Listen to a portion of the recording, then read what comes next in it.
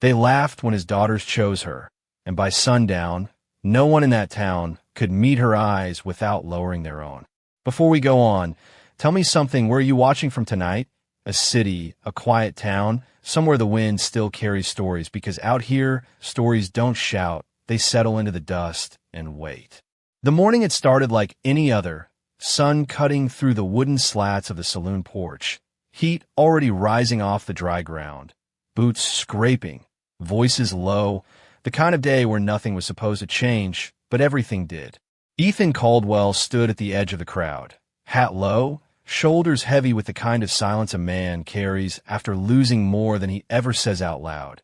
His two daughters beside him, Lily gripping his sleeve, Rose holding a small worn ribbon that used to belong to their mother. They said he needed to choose again, that a man alone couldn't raise two girls proper out here, that the law didn't bend for grief, only for order, and order meant a woman in the house. So they came, one by one, dressed in clean cotton and careful smiles, women from every corner of the town, each one standing straighter when Ethan looked their way, each one hoping to be chosen, or at least seen. But Ethan didn't step forward, didn't lift his head, just looked down at his daughters and said the one thing no one expected. You choose. The words moved through the crowd like a slow ripple, confusion first, then quiet amusement, because what did children know about choosing a mother? What did they know about anything at all? Lily glanced at Rose. Rose nodded, and without a word between them, they stepped away from their father and began to walk, small boots tapping against dry wood, passing one woman, then another, past bright dresses and hopeful eyes, past whispers that grew sharper with every step, until the laughter started, soft at first, then louder, because everyone thought it was a game, a child's wandering curiosity. But the girls didn't stop. They moved past the last row of women and into the open space beyond, where the dust was thicker and the air felt different, where people didn't usually stand unless they had nowhere else to go. That's where she was. Ayanna stood alone, near the edge of the street, her presence quiet but steady, dark hair tied back with a simple leather strip, her dress plain, worn by travel and weather, her eyes calm in a way that didn't ask for permission to exist. Most people didn't look at her for long. Some didn't look at all. The town had already decided what she was the moment she arrived weeks ago, and decisions like that didn't change easy. Lily slowed as she reached her, then reached out her hand without hesitation, small fingers finding Ayanna's like they belonged there. Rose stepped in close, pressing that worn ribbon into Ayanna's palm, looking up at her with a certainty that didn't match her age. We choose her, Lily said, her voice clear, steady, carrying further than it should have in that still air. For a moment, nothing moved. The wind seemed to hold its breath. Then the laughter came, louder this time, sharper, rolling through the crowd like something tried to cover what no one wanted to admit they were seeing. Someone muttered under their breath, someone else shook their head, and a few voices rose, just enough to say what everyone else was thinking but didn't want to say too loud. Ethan didn't laugh. He didn't move. He just watched, something tightening in his chest that he couldn't name yet. Ayanna didn't pull her hand away. She didn't react to the laughter, didn't look at the crowd, didn't defend herself or explain anything. She simply lowered herself slowly to one knee, bringing her eyes level with the girls, and with a gentleness that felt older than the town itself, she reached up and adjusted the ribbon in Rose's hair, fingers moving with quiet precision, tying it in a way that made the fabric sit just right, not too tight, not too loose. Ethan felt the world tilt, just a fraction, because he had seen that before. Not in town, not in years, but in the soft morning light of a different life, when another pair of hands had done the same thing, with the same care, the same silent understanding. He took a step forward before he even realized he was moving, boots pressing into the dust, eyes fixed on that small, simple act that carried more weight than any words ever could. Around him, the crowd shifted, the mood changing in ways no one could quite explain, the laughter thinning, replaced by something quieter, something uncertain. And up on the ridge beyond the town, where the land rose just enough to watch without being seen, shadows began to take shape against the bright sky, still and patient, as if they had been there long before anyone noticed. waiting for something that had just begun. The laughter did not last long. It thinned out like dust carried off by a sudden breeze, leaving behind a silence that felt heavier than before, the kind that presses on a man's chest without touching him.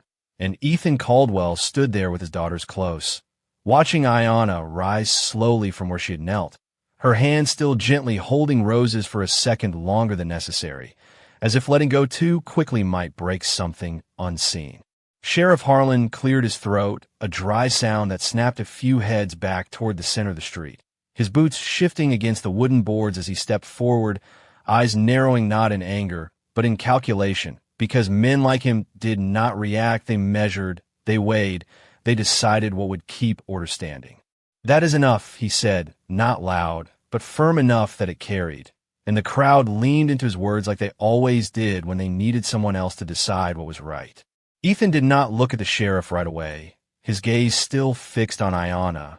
On the way, she did not look back at the crowd, did not search for approval, did not defend herself. She simply stood there, as if the ground beneath her belonged to her as much as it did to anyone else. Lily tightened her grip on Ayanna's hand, small fingers stubborn, unyielding, while Rose stepped closer, pressing her shoulder against the woman's side like she had found something she had been missing without knowing it.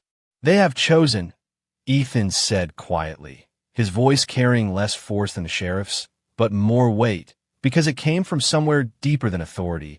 It came from a place that had already made its decision before words ever formed. A murmur moved through the crowd again, not laughter this time, something sharper, something uncertain, because the line that had always been clear suddenly looked blurred in the heat of the morning sun. Sheriff Harlan took another step, stopping just a few feet away, his shadow stretching across the boards between them. "Your daughters are children," he said, "and children do not decide matters like this." His eyes flicked briefly toward Ayanna, not long enough to meet hers, just enough to acknowledge her presence without granting it weight.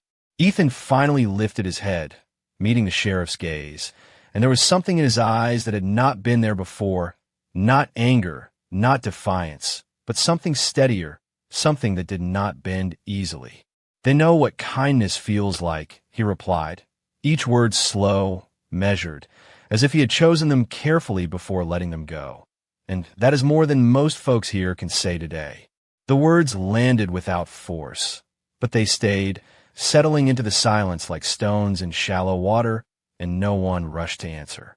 Ayanna shifted slightly, just enough to place herself between the girls and the open street, not in a way that challenged anyone, but in a way that made it clear where she stood, her posture calm, her breathing steady, her presence quiet but undeniable.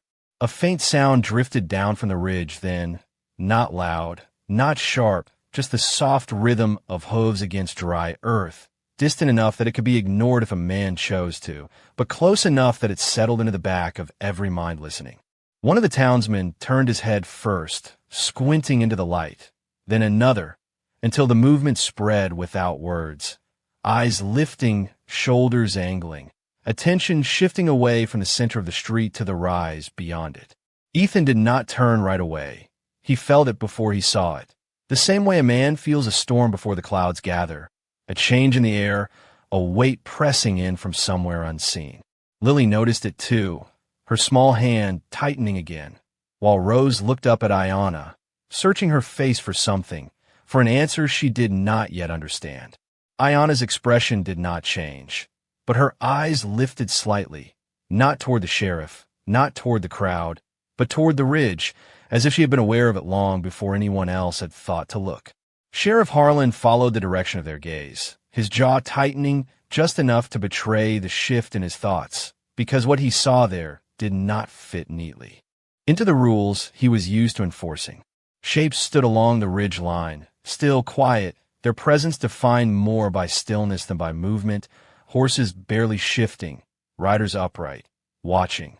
No weapons raised, no voices carried down, just a line of figures that seemed to belong to the land itself, as if they had risen from it rather than arrived. The crowd did not speak now, not because they had nothing to say, but because they were not sure what would happen if they did. Ethan finally turned, his eyes finding the ridge, taking in the figures one by one, counting without meaning to, measuring distance without knowing why. And then he looked back at Ayanna, really looked this time, not as a stranger standing at the edge of town, but as someone who had stepped into something larger than the moment itself. "You knew," he said quietly, not accusing, not demanding, just stating what had already become clear to him. Ayanna did not answer right away, her hand resting lightly on Rose's shoulder, her other hand still held by Lily, grounding herself in the small, steady presence of the two girls. When she spoke, her voice was soft, but it carried in the silence like a thread pulled tight. "I knew they would come," she said, "but I did not know if I would be allowed to stay."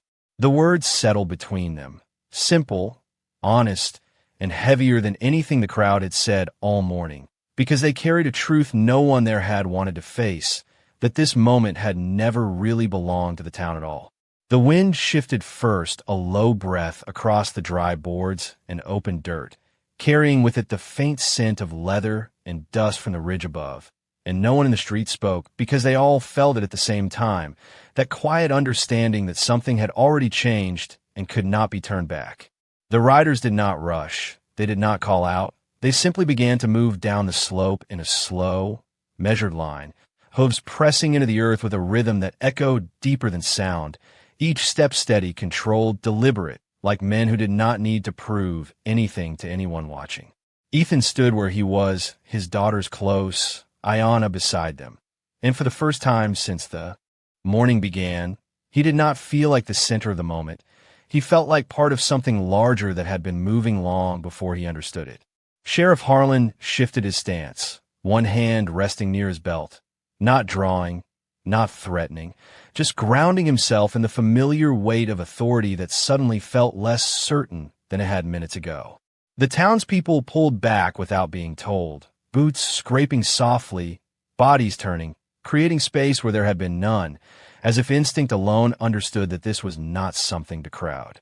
Lily did not look at the riders. Her eyes stayed on Ayanna, searching her face again, while Rose leaned in her side, small fingers clutching the fabric of her dress, holding on to something that felt safe in a way she could not explain. Ayanna's gaze remained steady, following the riders as they descended, not with fear, not with anticipation, but with a quiet recognition, like watching something inevitable arrive exactly when it was meant to. The first rider reached the edge of the street and stopped, his horse stilling beneath him without command, followed by the others who formed a loose line behind him, not blocking the path, not surrounding anyone, simply present, their silence carrying more weight than any words could have. The man at the front was older, his hair streaked with gray, his posture straight, his eyes calm as they moved across the scene, taking in the town, the crowd, the sheriff, and finally resting on Ayanna. He dismounted slowly, boots touching the ground with a soft, controlled sound, and for a moment he said nothing, as if allowing the silence to speak first.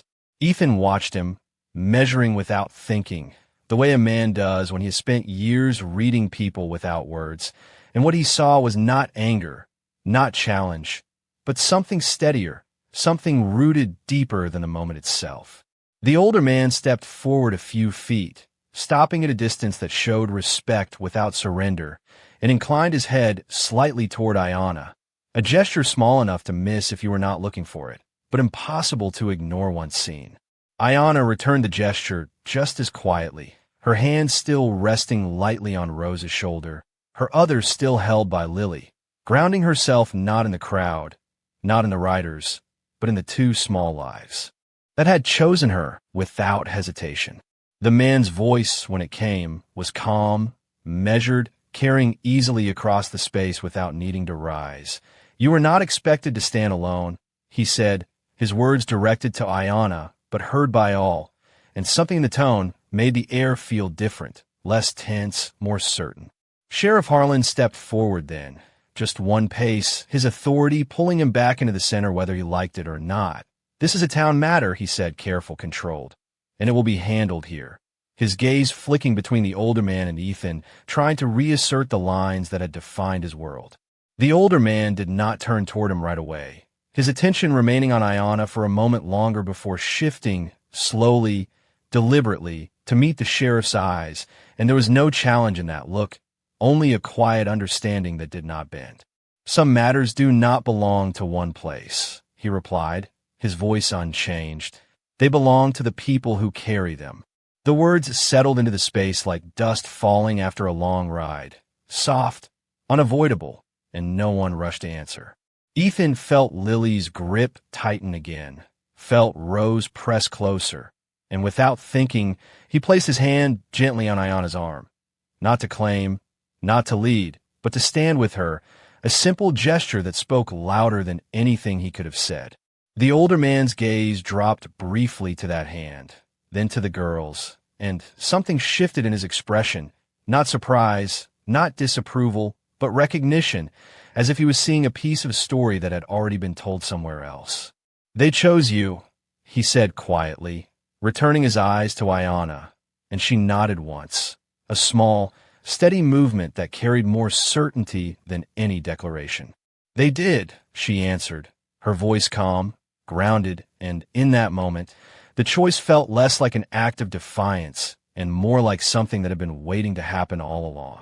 The riders behind him remained still, their presence unchanged, not pressing forward, not retreating, simply watching, bearing witness to something that had moved beyond the control of any single man or town. Sheriff Harlan opened his mouth to speak again, then stopped, the words catching somewhere between authority and uncertainty, and for the first time that morning. He did not seem to know which would carry further. The sun climbed higher, casting longer light across the street, illuminating faces that had been so certain just moments ago, and now held something else entirely, something quieter, something closer to understanding than judgment, though no one would have said out loud. And in the center of it all, Ethan Caldwell stood with his daughters and the woman they had chosen, not knowing yet what would come next, only knowing that whatever it was, it would not be decided by the voices that had filled the street earlier, but by something far older, far quieter, and far more certain than any of them had expected. No one moved for a long moment, not because they were told to stay still, but because something in the air had settled into a kind of quiet that made movement feel like a mistake, and Ethan could feel it in his chest, that slow, steady weight that came when a decision had already been made somewhere deeper than words.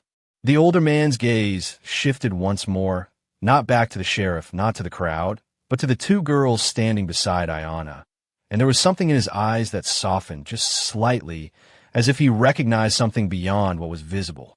"Children do not choose without reason," he said, his voice calm, carrying easily. "They see what others have forgotten how to see."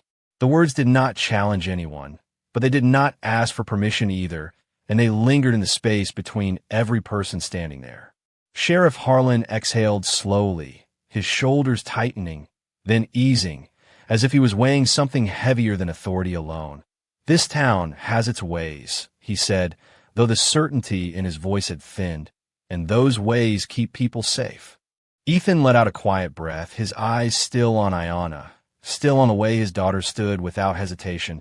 "Safe does not always mean right," he replied, not loud, not sharp, just steady, like a man who had stopped trying to convince others and started speaking only what he knew to be true. A faint murmur stirred again through the townspeople, but it did not grow, it did not take shape, it hovered and then settled, like dust that could not quite rise anymore. The older man nodded once, not in agreement, not in approval, but in acknowledgement, as if he had heard something he expected to hear. He reached into the fold of his coat slowly, deliberately, every movement measured so that no one mistook his intent, and when his hand emerged, it held a small object worn by time, simple, but carrying a weight that could be felt even from a distance. He stepped forward just enough to close the space between himself and Ethan, stopping where the boards met the dirt, where one world ended and another began, and extended his hand, offering the object without a word. Ethan hesitated for only a moment, then reached out, his fingers closing around it carefully, as if it might break, or as if he already knew it would not. It was a small piece of leather, softened by years, with a single bead threaded through its center, polished smooth, familiar in a way that made his breath catch before he understood why. He turned it slightly in his hand, the sunlight catching its surface, and something inside him shifted, something that had been buried under time and grief, something that did not ask permission before rising. "Where did you get this?" he asked quietly, his voice lower now. Not for the crowd, not for the sheriff, but for the man standing in front of him. The older man's eyes did not leave his. "It was given to someone who needed to remember," he said, and returned when it was time for that memory to be seen again. Ethan's hand tightened slightly around the leather, his mind moving through moments he had not allowed himself to revisit. A night filled with silence and fear, a promise spoken in a voice that had been growing weaker, a woman who had known she was leaving before anyone else had accepted it. Lily leaned closer, peering at the object in his hand, her brow furrowing slightly. "I've seen that before," she whispered, not certain, but not guessing either, and Rose nodded beside her, her small voice barely above the wind. "It was in the box," she said, "the one you do not open." Ethan closed his eyes for just a second, just long enough to steady the memory before it took him somewhere he could not stand in front of everyone watching, then opened them again, looking not at the sheriff, not at the crowd, but at Ayanna. She did not step forward. She did not explain. She simply met his gaze, her expression calm, her presence unchanged, as if she had been waiting for this moment to arrive on its own, without forcing it into being. "You were there," Ethan said, the words not a question, but not a full statement either, something in between, something that needed only a quiet confirmation to become truth. Ayanna inclined her head slightly, her voice soft when she answered.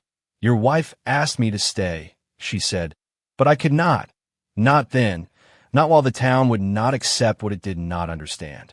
The words were simple, but they carried a weight that settled deeper than anything spoken that morning, because they reached back into a time no one else had been part of, a moment that had shaped everything that came after.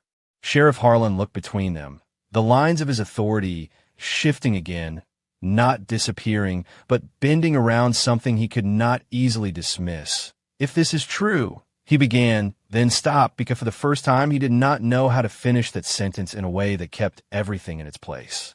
The older man stepped back slightly, giving the space back to Ethan and Ayanna, his role no longer to speak, but to stand witness, and the riders behind him remained still, their presence unchanged, patient, grounded, as if they had always known how this would unfold. The crowd did not laugh now, did not whisper. They watched, each person holding their own thoughts, their own questions, their own quiet realizations that something they had believed without question had just been placed in front of them, not broken, but reshaped. Ethan looked down at the leather in his hand, then at his daughters, then back at Ayanna, and in that moment, the choice that had seemed impossible only hours before felt as simple as the way Lily held her hand and the way Rose leaned into her side. He did not speak right away. He did not need to, because some decisions do not begin with words. They begin with recognition, with a quiet understanding that something lost has found its way back, not by force, not by demand, but by the steady, patient path of time and truth meeting again. The leather felt warmer in Ethan's hand than it should have, as if it carried more than memory, as if it held the quiet weight of a promise that had never truly been broken, only delayed. And he turned it slowly between his fingers while the sun climbed higher, casting sharper light across the street, across faces that had begun to soften in ways no one would admit out loud. Lily leaned closer, her small voice steady but filled with something new, something like certainty growing roots. She was there, was she not? She asked, not looking at her father, but at Ayanna, as if she already knew the answer and only needed to hear it spoken. Ayanna lowered her gaze just slightly, not in shame, not in hesitation, but in respect for the moment itself. "I was there when your mother needed someone who would listen without fear," she said, her voice calm, even carrying no weight of defense, only truth. Rose shifted beside her, pressing her cheek lightly against Ayanna's arm. "That is why it feels the same," she whispered almost to herself, as if the world had just aligned in a way she had felt long before she understood it. Ethan exhaled slowly, the kind of breath that comes when a man realizes the past has not left him as completely as he believed, and he looked out across the crowd, not to challenge them, not to measure them, but to see if they could feel it too, that quiet shift that had taken hold of everything around them. Sheriff Harlan adjusted his stance again, but there was no urgency in it now, no edge pressing him forward, only a man standing at the boundary of something he had not prepared for. If she knew your family, he said carefully, then why did she stay away all this time?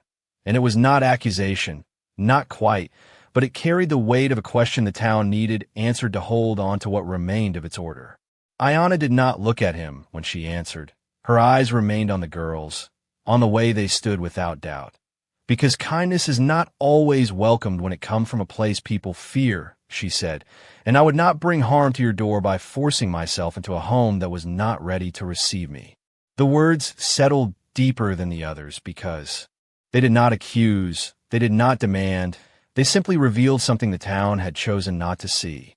A faint stir moved through the people again, but it did not grow into voices. It remained quiet, contained, as if each person had turned inward instead of outward.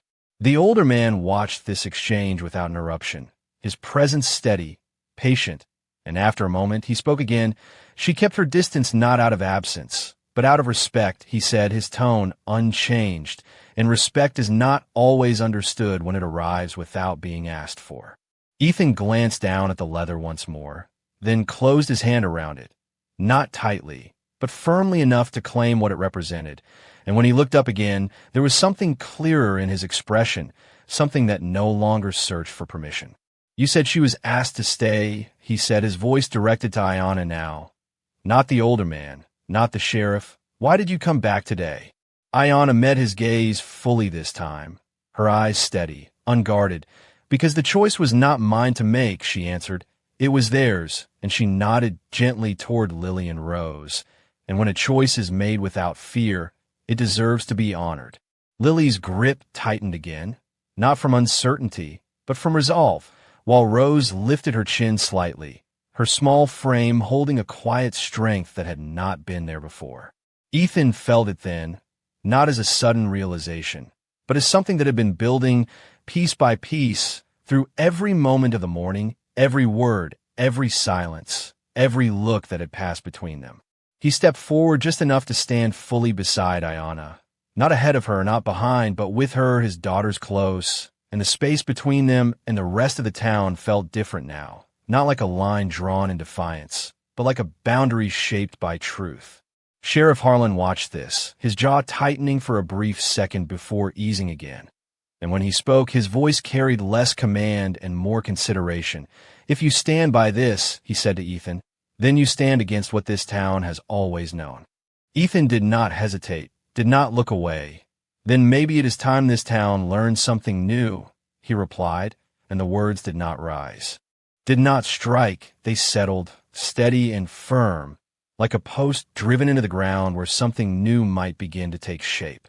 The riders remained where they were, silent, watchful, their presence no longer looming, but grounding, as if they had come not to change what was happening, but to witness it, to ensure it was seen clearly by all who stood there. The wind moved again, softer this time, carrying the scent of dust and leather and something else, something quieter, something closer to peace than tension, and the crowd, which had once been so certain, now stood in a stillness that felt like listening rather than waiting. Ethan lowered his hand slightly, the leather still held within it, then reached out with his other hand, not to claim, not to command, but to gently take Ayanna's free hand, his grip steady, respectful, equal, and in that simple act, the choice that had begun with two small voices found its shape in the world beyond them, not as a challenge, not as a rebellion, but as something far more difficult to deny, a quiet truth that did not need to raise its voice to be heard.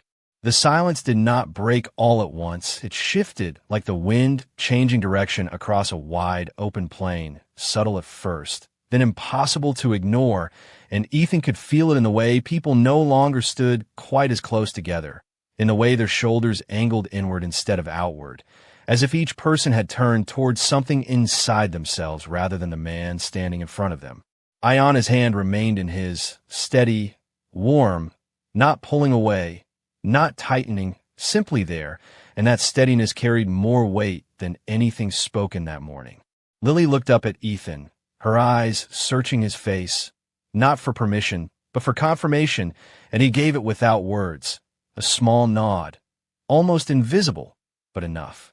Rose let out a slow breath she had been holding, her fingers loosening slightly in the fabric of Ayana's dress, as if something tight inside her had finally settled into place. Sheriff Harlan watched them for a long moment, his expression no longer fixed, no longer certain. And when he spoke again, his voice had changed, not weaker, but quieter, as if he understood that raising it would not carry it any further than it already had. You are asking this town to accept something it has never seen before, he said, his gaze moving between Ethan and Ayana, and that is not a small thing. Ethan did not release Ayana's hand, did not shift his stance. No, he replied, it is not small, and then, after a brief pause that seemed to stretch longer than it was, but neither is what they chose. He glanced down at his daughters, at the way they stood without fear, without doubt, and something in that image held him steady in a way no argument ever could. The older man on the ridge stepped forward again, just enough to be seen clearly in the growing light, his presence neither pressing nor retreating. What is unfamiliar is not always wrong, he said, his voice calm, carrying easily across the space. Sometimes it is simply something that has been waiting to be understood. The words settled into the town like a slow rain that did not force anything to grow, but made it possible. A woman near the back of the crowd shifted her weight, her eyes no longer fixed on Ayana with distance, but with something closer to curiosity, and a man beside her lowered his arms from where they had been crossed tightly against his chest, the gesture small, but meaningful in its own quiet way. No one stepped forward to oppose them now, but no one stepped forward to support them either, the town suspended in that space between what it had always been and what it might become. Ethan looked out over them, not searching for agreement, not asking for approval, simply seeing them as they were, and for the first time he did not feel alone in that space, not because the town had changed, but because he had. Ayana turned her head slightly, her gaze moving from Ethan to the girls, then out toward the open land beyond the street, and there was something in that movement that spoke of distance, of paths that stretched far beyond the reach of any one place. If I stay, she said quietly, her voice not directed at the crowd, not even at Ethan alone, but at the moment itself. It will not be because I was asked by this town, and it will not be because I was allowed. It will be because they chose, and because you stand with them. The words were simple, but they carried a truth that left no room for misunderstanding. Ethan felt the weight of them settle into him, not as a burden, but as something that required him to stand fully where he was, without leaning on anything else.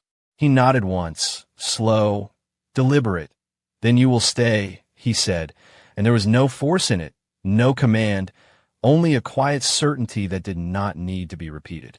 Sheriff Harlan exhaled again, longer this time, his shoulders easing as if he had set something down that he had been carrying for years without realizing it. And when he spoke, he did not address the crowd.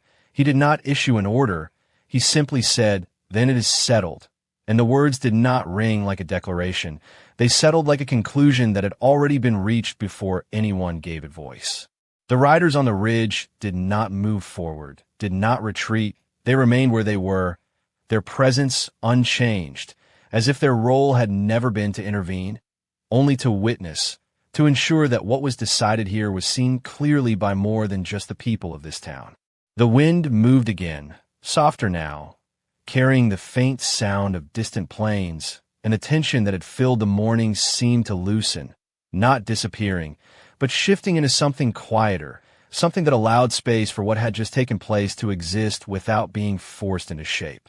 Ethan released a slow breath. Then, without hesitation, he guided his daughters gently forward, not away from the town, not toward the ridge, but toward the path that led back to his ranch, his hand still holding Ayana's, his steps steady, unhurried. Lily walked beside him, her head held a little higher, while Rose stayed close to Ayana, her small hand still resting against her side, as if afraid that letting go too soon might make this moment disappear. No one stopped them, no one called out, the town simply watched, and in that watching, something shifted that could not be named, but could be felt in the way the silence followed them, Not heavy, not hostile, but thoughtful, uncertain, and perhaps in some quiet way, open. And as they stepped beyond the edge of the street, into the open land where the dust met the horizon, the story that had begun in a single choice did not end. It only moved forward, carried not by the voices that had filled the morning, but by the quiet strength of those who had chosen, and those who had decided to stand with them. The road out of town stretched ahead in a long, pale line, dust rising soft beneath each step, and no one spoke for a while because some moments did not ask for words. They asked for time to settle into what they meant. Ethan walked at an even pace, his hand still holding Ayana's, not tightly, not loosely, just enough to say he had not let go, and that he did not intend to. Lily kept close on his other side, her eyes forward, watching the land open up ahead of them, while Rose walked just half a step behind Ayana, her small hand brushing against the fabric of her dress every few seconds, as if checking that she was still there. The town behind them did not disappear all at once, its buildings shrinking slowly, its presence fading not in distance, but in weight, and the silence that followed them felt different from the one they had left, lighter somehow, less burdened by expectation. Ayana glanced once over her shoulder, not long, just enough to see the riders still on the ridge, still watching, still unmoving, and then she turned back, her gaze settling on the path ahead, as if that was where her place had always been waiting. Ethan noticed the glance, though he said nothing, and after a moment, he spoke, his voice low, carried by the open air rather than held by walls. "They will not follow," he said, not as a question, but as something he needed to hear out loud. Ayana shook her head slightly. "They came to see, not to stay," she answered, and there was no doubt in her tone, only understanding. Lily looked back then, curiosity pulling her attention for just a second. "Will they come again?" she asked, her voice soft but clear. Ayana smiled faintly, not wide, not bright, but warm in a quiet way. "Only if there is a reason," she said, and Lily seemed to accept that, turning her gaze forward again without pressing further. The ranch came into view slowly, first the outline of the fence, then the roof of the house. Weathered, wood catching the afternoon light, familiar in a way that grounded Ethan more than he realized until that moment. He had built this place with his own hands, piece by piece, after everything else had fallen apart, and for years it had been enough, just him and the girls and the work that filled the days. But now, as they approached, something felt different, not in the land, not in the structure, but in what it might hold. He slowed slightly as they reached the gate, his hand releasing Ayana's only long enough to push it open, the wood creaking softly, a sound that had always meant return and now seemed to mean something more. Lily stepped through first, then Rose, who paused just inside, turning back to look at Ayana, waiting as if the place itself would not fully become what it was meant to be until she crossed that line.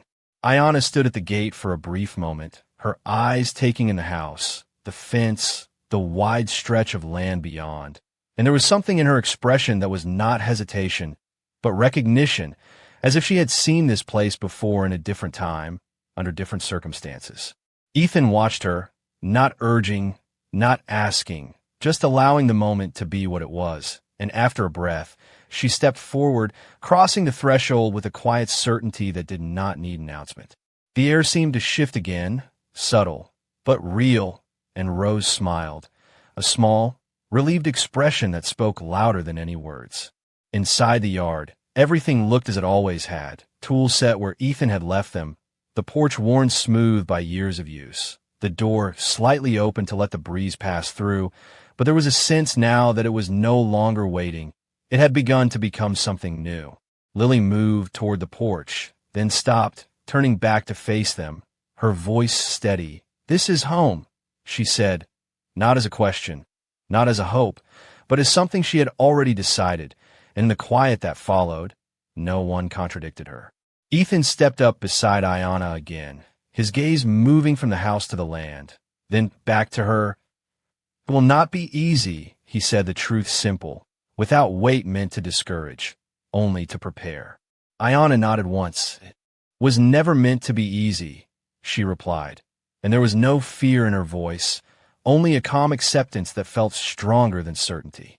The wind moved through the yard, lifting dust, brushing against the boards of the porch, carrying with it the faint scent of open land. And somewhere in that quiet, the echo of the morning seemed to fade, replaced by something steadier, something that did not need to prove itself to exist. Ethan rested his hand lightly against the doorframe, then pushed it open wider, stepping inside, and after a moment, Ayanna followed, with Lily and Rose close beside her, their small steps crossing into the space that had once been defined by absence and was now, slowly, beginning to be filled.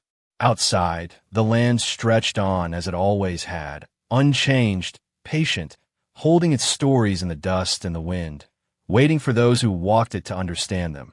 And as the door eased shut behind them, the beginning of something quiet and enduring settled into place, not announced, not declared, but simply there, as certain as the ground beneath their feet. The house held its silence differently now, not empty, not waiting, but listening, as if the walls themselves were adjusting to a presence they had not known for a long time, and Ethan paused just inside the doorway, his hand resting briefly against the wood, feeling the familiar grain beneath his palm, while something unfamiliar settled deeper in his chest. Lily moved first, stepping across the worn floorboards with quiet confidence, her small boots making soft sounds that echoed just enough to remind them all how still the house had been before this moment. And she turned in a slow circle, taking it in as if seeing it for the first time, not as a place that had lost something, but as one that could hold something new. Rose followed close behind Ayanna, her eyes moving from the table to the hearth to the window, where the light slipped through in narrow lines. And she reached out without thinking, touching the edge of the table, then the back of a chair, as if introducing herself to each part of the space one piece at a time. Ayanna stepped in last, closing the door gently behind her, the sound soft, deliberate, not final, but grounding, and she stood still for a moment, her gaze moving slowly across the room, taking in every detail, every mark left by years of living, every place where something had once been and was no longer there. Ethan watched her from a few feet away, not speaking, not guiding, just observing the way she seemed to understand the space without asking anything of it, as if she recognized the weight it carried and chose not to disturb it all at once. The light shifted as a cloud passed overhead, softening the edges of everything inside, and in that quieter glow, Ayanna moved forward, her steps measured, her hand brushing lightly against the back of a chair, then the edge of the table, not claiming, not changing, simply acknowledging what was already there. Lily stopped near the window, her voice low but certain. "It does not feel empty anymore," she said, and there was no hesitation in it, no question, only a quiet recognition that something had shifted in a way she could feel but not fully explain. Ethan glanced toward her, then back at Ayanna, and for a moment he did not trust himself to speak, because the truth in that simple sentence carried more weight than he had expected. Ayanna turned her head slightly toward Lily, her expression softening just enough to be seen. "A home remembers what it has held," she said gently, "and it learns what it can hold again." Rose looked up at her, her small hand finding the fabric of her sleeve once more. "Will it remember her?" she asked, her voice careful, as if the question itself needed to be handled with care. Ayanna knelt slowly, bringing herself level with the child, her gaze steady, her voice calm. "It does not forget," she said, "and neither do you." And Rose nodded, her expression thoughtful, not sad, not afraid, just understanding something in a new way. Ethan moved then, stepping toward the small wooden box that sat on a shelf near the wall, the one Rose had spoken of earlier, the one he had not opened in a long time, and he reached for it with a hand that hesitated only for a second before lifting it down. The wood was worn smooth at the edges, the latch simple, familiar, and he held it for a moment before opening it slowly, the hinge creaking softly in the quiet room. Inside, the contents remained, as he had left them, small pieces of a life that had once filled this space with a different kind of light, a folded cloth, a few letters, and a ribbon that matched the one now tied in Rose's hair. Lily stepped closer, her eyes moving over the contents with a calm curiosity, while Rose leaned in slightly, her hand resting on the edge of the box, not reaching inside, just close enough to feel its presence. Ayanna did not move closer. She did not lean in. She remained where she was, giving the moment the space it needed. And Ethan noticed that the way she did not step into what was not hers to take, the way she allowed what had been to remain untouched until it chose to be seen.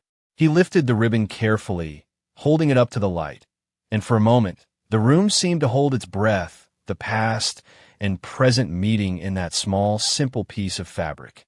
Then, without speaking, he handed it to Ayanna, not as a test, not as a question, but as an offering, a quiet acknowledgement of everything that had led them to this moment.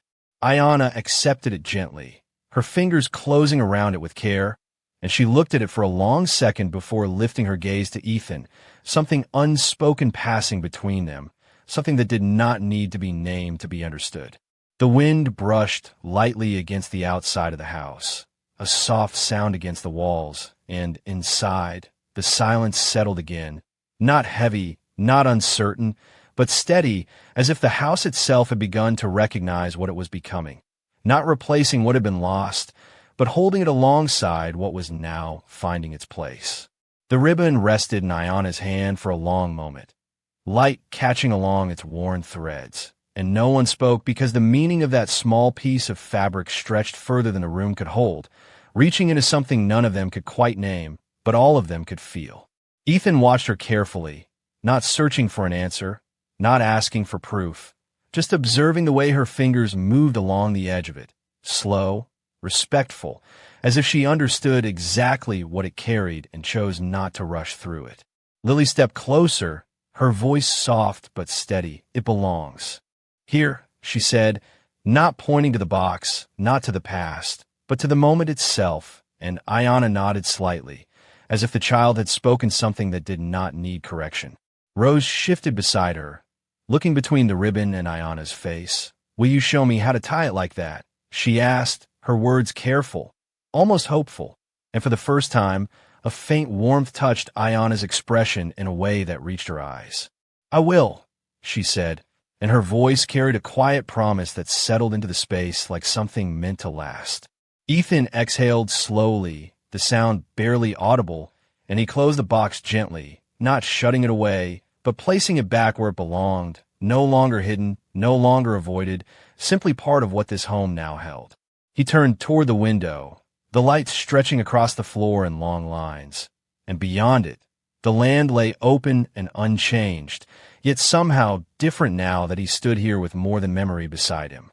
"We have work to do," he said after a moment, not as a distraction, not as an escape, but as something real, something that grounded what had just begun in the steady rhythm of life that did not wait for anyone to understand it. Lily nodded immediately, moving toward the door with a sense of purpose that had been absent before, while Rose lingered just a second longer, watching Ayanna, then reached up to take her hand again, small fingers finding their place without hesitation. Ayanna rose smoothly, her gaze moving once more across the room, not lingering, not claiming, just acknowledging, and then she followed them outside, stepping into the light with the same quiet certainty she had carried since the moment she crossed the gate. The yard felt different in the afternoon sun, the air warmer, the shadows shorter, and the familiar sounds of the ranch began to return, the creak of wood, the distant call of cattle, the soft rustle of wind moving through dry grass. Ethan moved toward the fence, checking the latch out of habit more than need, his hands finding their work easily, while Lily picked up a small bucket near the porch, carrying it toward the well with determined steps. Rose stayed close to Ayanna, watching everything with wide eyes, as if seeing it all for the first time through a different lens, one that held more than just routine. Ayanna stepped into the rhythm without asking, her movements natural, unforced, as if she understood that belonging was not spoken into existence. It was built in small, steady actions that did not call attention to themselves. She took the rope at the well, drawing water with a smooth, practiced motion, and when she handed the bucket to Lily, there was a quiet coordination between them that did not need instruction. Ethan paused for just a second, watching that exchange, The way Lily accepted it without hesitation. The way Rose smiled at something she could not explain, and he felt something settle deeper inside him. Something that did not erase what had been, but made space for what was now taking shape. The sun moved slowly across the sky, time passing not in moments but in motion, and the work carried them forward, small tasks building into something larger, something steady, something real. No one spoke of the town. No one spoke of what had happened there, because it no longer needed to be explained. It had already taken its place in the story that would follow them from here. And as the day began to lean toward evening, the light softening, the shadows stretching longer once more, Ethan stood at the edge of the yard, looking back toward the house where the door stood open, where voices now moved within it, quiet, familiar, and he realized that what had changed was not the land, not the house, not even the town behind them.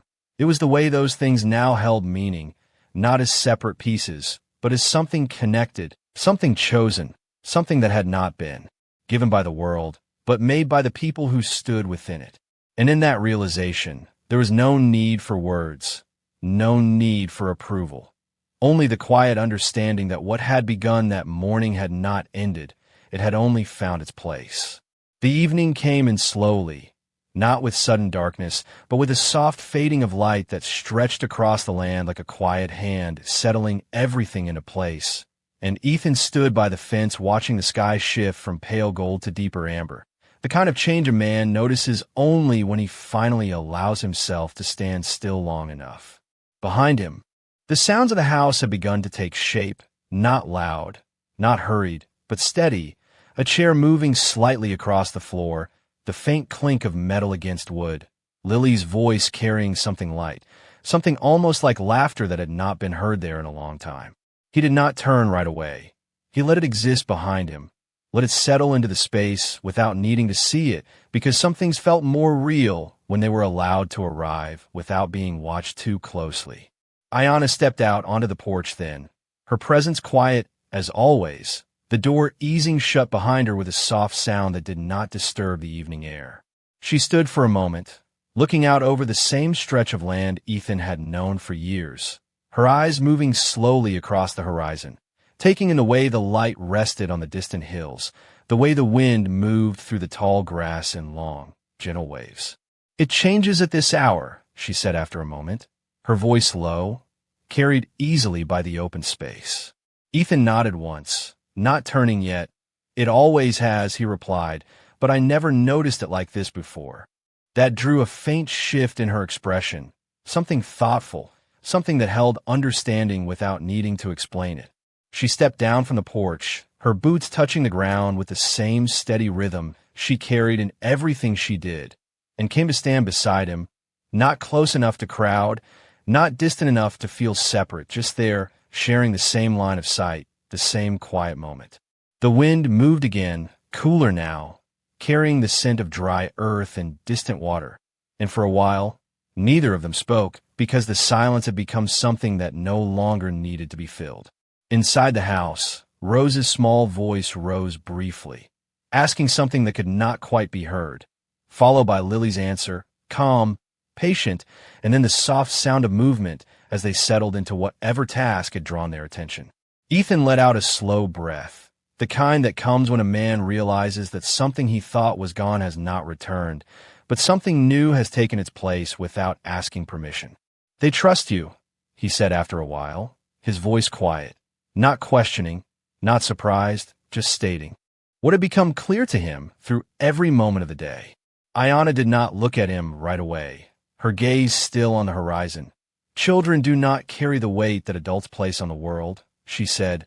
"They see what is there, not what they have been told should be there." Ethan considered that, the words settling into him in a way that did not challenge, but reshaped something he had held for a long time.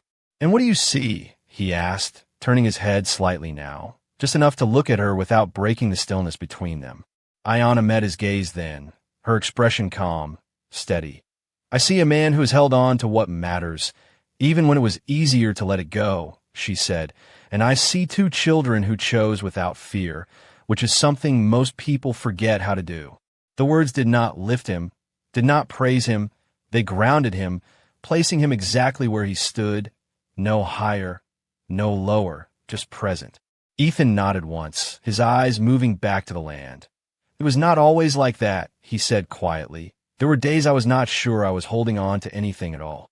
Ayanna did not respond immediately, and when she did, her voice was softer, carrying something deeper. "Sometimes holding on does not feel like strength," she said. "Sometimes it feels like standing still when everything else is moving, but that does not make it less true." The last light of the sun dipped lower, casting long shadows that stretched across the ground, merging together until it was harder to tell where one ended and another began, and Ethan felt something in that image settle into his thoughts. Something about lines that had once been clear now softening into something more connected. Behind them, the door opened again, and Lily stepped out, her face lit by the fading light. Her expression calm. "Sure, supper is ready," she said, her voice carrying a quiet confidence that had not been there before this day. Ethan turned fully then, looking at her, at the way she stood, at the way Rose appeared just behind her, peeking out with a small smile. And then he looked at Ayanna, not asking, not waiting, just including her in the same motion as he stepped toward the porch. Ayanna followed without hesitation, her steps matching his without effort. And as they crossed that short distance together, the house ahead of them did not feel like a place that needed to be filled anymore. It felt like a place that had already begun to hold something steady. The door remained open as they entered, the light inside warm against the dimming evening, and the quiet that settled around them was not empty, not uncertain, but full in a way that did not need to announce itself, only to be lived. The table was already set when they stepped inside, simple plates laid out with care that had not been there before, the small details arranged not out of habit but intention, and Ethan paused just inside the doorway again. Not because he needed to, but because he felt it, that quiet shift in the room that told him something had settled into place without asking permission. Lily moved toward the table with a steady confidence, adjusting one of the plates just slightly, aligning it with the edge as if that small act mattered more than it seemed, while Rose climbed carefully in her chair, her eyes bright in the soft light, watching everything as if it were unfolding just for her. Ayanna stepped in behind them, her gaze moving across the table, taking in what had been done, not correcting, not changing, simply acknowledging, and then she moved to the hearth, checking the pot with a practice motion, lifting the lid just enough to let the steam rise before setting it back down again. The smell of warm food filled the room, simple, familiar, grounding, and Ethan felt something in his chest ease in a way he had not expected, because for the first time in a long while, the space did not feel like it was holding on to something missing. It felt like it was carrying something present. He pulled out a chair slowly, the wood scraping softly against the floor, and sat down without speaking, his hands resting on the table, his eyes moving from one face to another, taking in the quiet rhythm that had formed between them. Lily sat across from him, her posture straight but relaxed, while Rose leaned forward slightly, her small hands resting on the edge of the table, and Ayanna took the remaining seat, not at the head, not at the side, but where there was space, where she fit without needing to claim it.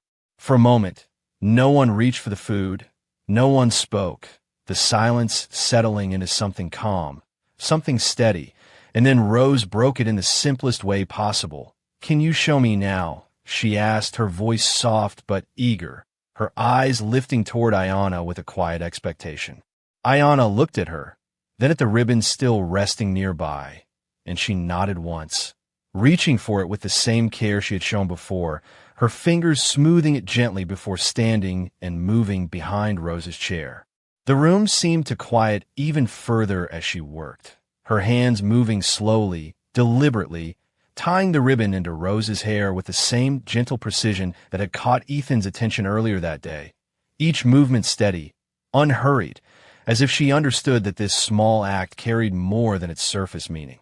Rose sat still, her shoulders relaxed, her breathing even, trusting without needing to question, and when Ayanna finished, she stepped back slightly, giving the child space to feel it for herself. Lily leaned forward just a little, her eyes taking in the way it had been done, the way it sat just right, and she nodded to herself, a quiet acknowledgement that something had been learned without being taught. Ethan watched all of this without speaking, his gaze steady, his thoughts moving through the layers of the day, from the moment in the street to the quiet now filling the room, and he realized that what had seemed like a single choice had unfolded into something far more complex, far more meaningful than he could have understood at the beginning. He reached for the food then, not because the moment had passed, but because it had settled, and the others followed, the simple act of sharing a meal grounding everything that had come before it. The conversation, when it came, was light, unforced, small pieces of the day, spoken without weight. Lily describing the way the water had come up from the well, Rose asking questions that did not need full answers, and Ayanna responding with a quiet patience that fit into the space as naturally as if it had always been there.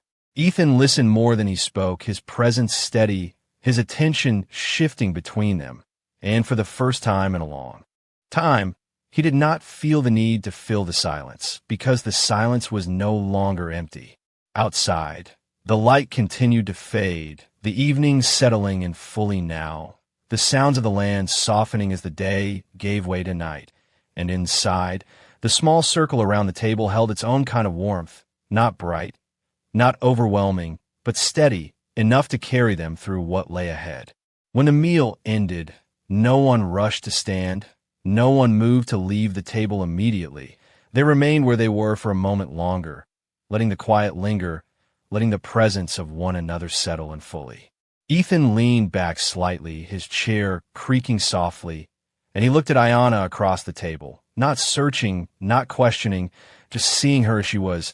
And in that look, there was no hesitation, no doubt, only a quiet understanding that what had begun that morning had taken root here, in this room, in this simple act of sitting together without needing to prove anything. Ayanna met his gaze for a brief moment, her expression calm, steady, and then she looked toward the girls, her attention returning to the place where it had been all along. And in that movement, there was no distance, no separation, only a quiet, natural belonging that did not need to be named to be real. The house held that moment gently, the walls no longer echoing with absence, but carrying the soft, steady presence of something that had finally found its way in a place, not by force, not by demand, but by the simple, undeniable truth of being chosen and choosing in return. The night settled fully around the house, not heavy, not pressing, but wide and open, stretching across the land like something that had always been there, waiting for the right moment to be noticed. And inside, the quiet that followed the meal carried a different weight now, not the silence of absence, but the calm that comes when nothing needs to be said. Ethan stood near the window, looking out into the dark where the outline of the fence barely held against the horizon, his reflection faint in the glass. And for a moment, he saw himself as he had been not long ago, a man standing in the same place, in the same house, but carrying something far heavier than what he felt now. Behind him, the soft sounds of movement continued. Lily gathering the plates with careful hands, Rose wiping the edge of the table with more focus than necessary, and Ayanna moving between them with a quiet ease that did not disrupt the rhythm, but completed it. No one had asked her to do anything. No one had told her where things belonged. Yet she seemed to know, not because she had been shown, but because she paid attention in a way that did not demand recognition. Ethan turned slightly, watching her for a moment, the way she moved, the way she paused just long enough to let the girls finish what they had started before stepping in to help. And something in that restraint spoke louder than any effort to prove herself ever could. Lily set the last plate down near the basin, then looked up, her voice softer now. "Will it always feel like this?" she asked, not looking at anyone in particular, but letting the question rest in the room. Ayanna glanced toward her, then toward Ethan, and back again. "No day feels the same as the last," she said, her tone calm, steady. "But some things stay, even when everything else changes." Rose looked up at that, her small brow furrowing slightly as she tried to understand. "Like what?" she asked, her voice quiet. Ayanna stepped closer, resting her hand lightly on the back of the chair beside her. "Like the way you chose," she said. "That does not change just because the day ends."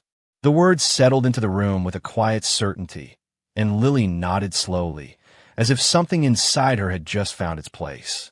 Ethan exhaled softly, the sound barely there, and he stepped away from the window, moving toward the table, his hand brushing lightly against the wood as he passed, grounding himself in the simple, solid presence of it.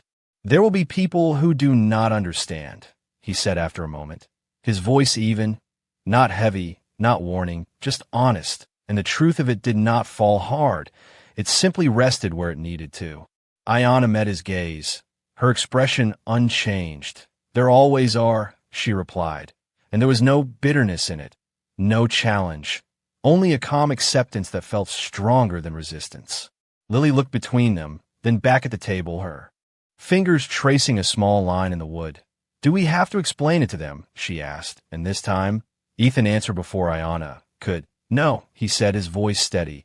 "We do not have to explain what is already true." Ayanna inclined her head slightly at that. Not in agreement, not in correction, but in acknowledgement, and the moment passed without needing anything more. Outside, the wind moved gently across the land, brushing against the walls with a soft sound that felt like a reminder rather than a warning, and the night deepened, the sky stretching wide above them, unseen but present. Rose yawned quietly, covering her mouth with both hands, her small frame beginning to lean with the weight of the day, and Lily glanced at her with a faint smile. "It is time," she said softly, not asking, just knowing, and Ayanna stepped forward, her hand resting lightly on Rose's shoulder, guiding her without pressure, without instruction, just a gentle presence that made the next step feel natural.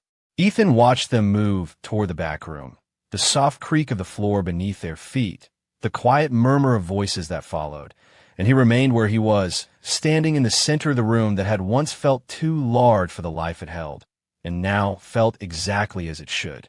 Ayanna returned after a few minutes, her steps light, her expression calm, and she paused near the table, looking at him without speaking, the silence between them no longer uncertain, no longer searching. Ethan nodded once, a small, steady movement, and he moved toward the door, opening it just enough to let the cool night air pass through, the scent of the land drifting in, carrying with it the same quiet presence that had followed them all day. He stepped out onto the porch, resting his hand against the post, looking out into the dark where nothing had changed and everything had. And after a moment, Ayanna joined him, standing beside him in that same quiet balance they had found earlier. Neither of them spoke because there was nothing left to explain, nothing left to prove, only the steady, quiet understanding that what had begun was no longer a question waiting for an answer. It was an answer that had already taken its place, not in the town, not in the eyes of others, but here, in the simple, undeniable truth of what they had chosen and what they had become. The night held steady around them, vast and quiet, stretching beyond the reach of anything a man could claim, and Ethan stood on the porch with his hand resting against the worn wood, feeling the grain beneath his palm as if it anchored him to something real, something that would not shift with the doubts of others. Beside him, Ayanna stood without moving, her gaze lifted toward the dark horizon where the land disappeared into shadow, and there was a stillness in her that did not come from absence, but from understanding, the kind that does not need to be spoken to be known. The wind passed lightly through the open space, brushing against the boards, carrying with it the scent of dust and distant water, and for a long moment, neither of them spoke because the silence between them was no longer something to fill, it was something to stand within. Ethan let out a slow breath, his eyes tracing the line of the fence barely visible in the dark, and he realized that the land had not changed, not the hills, not the sky, not the quiet stretch of earth that had carried him through years of work and loss. But something in him had shifted, something that allowed him to see it not as something he endured, but as something he belonged to again. Behind them, the house rested in its own quiet, the faint sound of the girls settling into sleep carrying softly through the walls, and that sound alone held more weight than anything the town had said earlier that day. Ayanna turned her head slightly, her gaze moving from the horizon to the doorway behind them, listening not with her ears, but with something deeper, something that understood the rhythm of a home finding its balance. "They sleep without fear," she said quietly, her voice barely more than the wind, and Ethan nodded once, the truth of it settling into him with a kind of calm he had not known in a long time. "They have not done that in a while," he replied, his tone low, not burdened, not heavy, just honest. Ayanna did not answer right away, and when she did, her words came slowly, carefully, as if each one had been weighed before. It was spoken, "Fear does not leave because it is told to," she said. "It leaves when something stronger takes its place." Ethan considered that, his gaze lowering for just a moment before lifting again, and he realized that what had filled this place now was not something he had brought alone. It was something that had arrived through choice, through trust, through the quiet courage of two children who had not yet learned to doubt what they felt. The stars began to show then, one by one, faint at first, then clearer as the darkness settled deeper, and the sky above stretched wide and open, a reminder of how small a single place could be against something so vast, and yet how much it could hold when it was allowed to be more than it had been before. Ethan shifted his weight slightly, his hand leaving the post as he turned toward the door, but he did not step inside right away. He paused, looking back out once more, not searching, not questioning, just taking in what was there. "The town will talk," he said after a moment, his voice carrying no concern, only acknowledgement, and Ayanna inclined her head slightly. "Let them," she replied, and there was no resistance in it, no need to push back against something that no longer held power here. Ethan nodded once, then stepped inside, leaving the door open just enough to let the night air follow, the cool breeze moving through the room, settling into the space as if it had always been part of it. Ayanna followed a moment later, her steps quiet, her presence steady, and, as the door eased closer, the outside world did not disappear. It simply rested where it was, no longer pressing in, no longer demanding to be answered. The room held its warmth, the faint glow of the lamp casting soft light across the floor, and Ethan moved toward the table, his hand brushing against its surface once more, grounding himself in the simple reality of it. Ayanna paused near the doorway, her gaze moving across the room, then toward the back where the girl slept, and she stood there for a moment, as if marking the space in her own way, not claiming it, not defining it, just recognizing it. Ethan looked at her, and for the first time, there was no question left. In his expression, no hesitation waiting to be resolved, only a quiet certainty that did not need to be spoken aloud. He nodded once, a small, steady motion, and she returned it, just as simply. No words followed, none were needed. The lamp flickered slightly as the breeze moved through, the shadows shifting along the walls, and then settling again, calm, unmoving, as if they had found their place. Outside, the wind carried on across the land, the same as it always had, but inside, something had changed in a way that would not be undone by morning, not by voices, not by doubt, because it had not been built on either of those things. It had been built on something quieter, something stronger, something that did not need to be defended to be real. And as the night deepened and the house settled fully into stillness, the story did not end with words or declarations. It rested in the simple, undeniable truth of what remained. A man who no longer stood alone, two children who had chosen without fear, and a woman who had stepped into a place not because she was asked, but because she was recognized. And in that recognition, something lasting had taken root, silent, steady, and unshaken.